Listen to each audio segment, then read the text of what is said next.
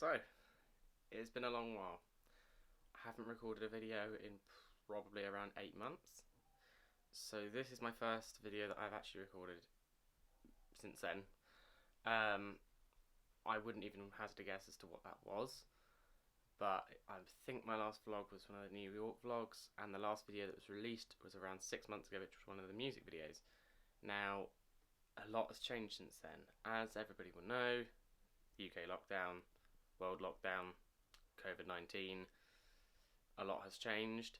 I haven't really bothered doing any videos during it. I did actually consider the idea that I could do a video kind of following my life through it, but as I kind of got into it, I thought to myself, well, it's going to be the same sort of thing every day, it's not going to be anything particularly new. I didn't really want to be doing videos going out and just going on walks and things, which is what I've been doing quite a lot. So there hasn't been really a lot to keep up to date. I mean, I've just kind of been keeping up with science stuff.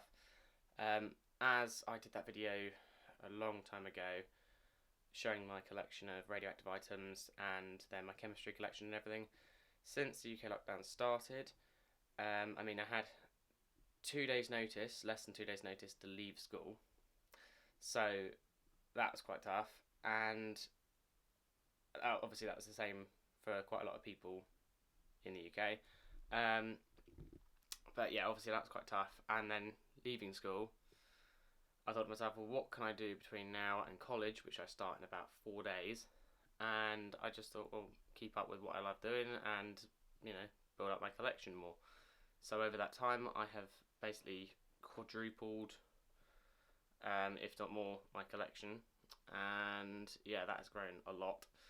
I've got many more meters. I've kind of decorated my room a bit more with a lot more science stuff. I've got experiments kind of running with like beakers and things, and I've got tubs out there full of solutions and things. So I'm kind of keeping myself taken over with science stuff. And as I said, I've been producing a lot of papers and things and decorating my room up, and yeah, kind of getting it how I want. As I said, I've also collected a bunch of meters, sort of like, you know, all around my bed area over there, and behind me down there's another meter down there. There's loads of meters, loads of Geiger counters, there's like survey meters and things. So yeah, I've got a lot of stuff and kind of show. And my idea going forwards would be that I produce an occasional vlog if I'm doing something particular. I'm going out and about, doing something that I would like to share or do that isn't involving anybody else. So it's sort of just me doing something else, or that will revolve around me doing something. And as I've said, I want my vlogs to be more about where I am and what I'm doing than about me specifically. So yeah, I guess just kind of figuring out that. So more recently, since I've started doing, I mean, when I started this channel, that was back in 2018, I believe, and maybe 2017. But anyway, I wanted to have this channel for doing vlogs, and hence the name. That's what I want it for. However, I considered making a separate channel to do science videos and to have it all carefully planned out and sort of branded, I suppose, to look like a science channel, to have sort of the channel artwork, the cover artwork, the, you know, sort of like the user picture, everything like that, to be science based. However, more for the fact that it's going to be a lot of effort to do, not that I can't be bothered to do it, but that it's going to be too much effort for what I actually want to do, to make a new channel, to rebrand it and everything like, you know, so to brand it up like that will be quite difficult to do. And then on the side to have this channel and then sort of swap between Google users and everything like that, it would be difficult to kind of manage that. So my idea being is that I basically rebrand this channel, considering this channel hasn't been rebranded at all since I started it, and I still have the old cover artwork with me using my old camera, which is my old camera from in here, my Nikon Coolpix, and I haven't changed anything on the channel artwork since then. The same picture holding the camera, and the same cover artwork with me using this Gorillapod, the Joby hybrid Gorillapod, with the Nikon Coolpix, which, by the way, Still works. But I just haven't used this in ages because obviously with the other vlogging setup it's a lot more equipped. So yeah, my other idea being is that currently I'm using a shotgun mic. Now the shotgun mic is very good for going out and vlogging because it focuses exactly what I'm saying on me when the camera is facing me. However, when I want to do science videos, I'm going to need to use a lapel mic. And so I have my Boya M1, which I've done sort of a review on in the past. So it makes it very easy to make videos like that because, you know, obviously I have a lapel mic, I can strap it under me, I can talk, the camera can be facing whatever I'm doing, and the surface where this camera is on right now is where I'd like to do my experiments, where I sort of do various things currently. But yeah, I mean, I would like to get more equipment, and in the past when I did the past chemistry video, I wanted to do experiments then. I wanted to start doing it then. I wanted to, you know, to equip myself up and do it then. But I didn't really have the provisions to do that then. I didn't have the beakers, I didn't have the glassware, I didn't have any of the rest of it. I've since then got a hot plate, I've got a cupboard full of glassware, I've got various sort of reagents and things like that I can use. Obviously I'm still building up my stock of that. I have various sort of radioactive things I want to do based on the chemistry. Behind me on my bookshelf, sort of back there, I've got a whole bunch of books on sort of chemistry and things like that, which will help me produce sort of radium, uranium, thorium, whatever I want from uraninite ore. So I have plans in my head of sort of experiments I'd like to do. I also have my notebook back here full of sort of a to-do list and you know, things that I would like to research personally, and then also a list of things that I need to get in order to produce these kind of sort of chemistry videos that I want to do, and then sort of a brainstorm of all the videos that I would like to do and projects I'd like to attempt. So I have the ideas in my head that I would like to do. I also have the idea that I want to rebrand the channel, which is what I hope to do very soon. I want to kind of mix it between vlogging and chemistry, physics, science stuff, and kind of blend the two together. Because as I said, I was sort of trailing off a bit, but what I wanted to do is that although I could make a new channel and have it totally science based, if I stick with the current channel and then just rebrand it, I can have it so that science being a big part of my life, I can have the science and the vlogging side by side. It saves effort for me. It also keeps it all in one place so that it's easier for people to view. So that's what I'm planning on doing, and yeah, I think it should work pretty well. Obviously, it just depends on what projects I have available to do. I'm not going to promise any kind of upload schedules as I have done in the past, because in the past I've been very religious with keeping up to the upload schedules, you know, every week, every day, you know, whatever I've been doing, I've had it on a certain day, I've had it on a certain time, I've planned it out in advance, I've scheduled them, you know, the releases go out at the right time, so it's all been very planned. However, in the future I cannot stick to that necessarily. I would like to do a video at least every week, just to keep one sort of ticking over, whether it be a vlog, whether I actually go out and do something specific that I would like to vlog, or whether it just be a science video. I've got a lot of the stuff now that I have, so whether it be meters, whether it be items from my collection, I'll slowly go through those things. I'll review various things that I have, so equipment. I might do a video explaining all the projects I plan to do, so that people can be aware of what I want to actually do.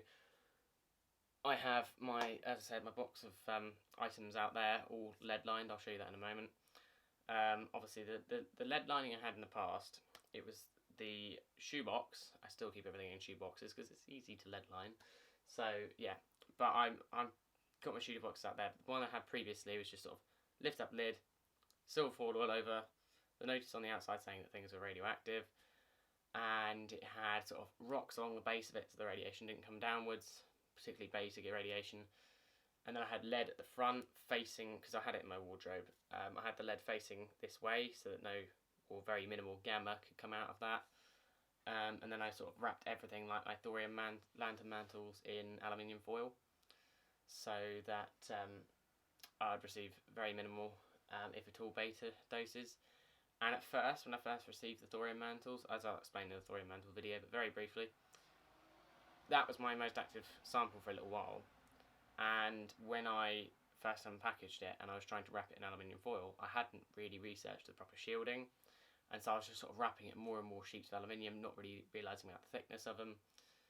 But eventually, when I got it out and sort of at the beginning of the lockdown, moved all of my equipment out into the corridor, and then lead lined everything properly, and have proceeded to do so the more active things I get. I then realised how well I had actually been shielding things, and it was almost painful to just take it all apart because it was so well shielded. But now I've got it all even better shielded out there now. I've got some fairly rare items out there, whether it be radium items, whether it be old clocks, thorium mantles, various radiological samples in vials and bottles and things like that. So there's plenty to show. As I said, I've got all the meters, I've got all the tubes. I'm going to do research into the older meters that don't really work, because I've got, I think, 2 meters that don't work.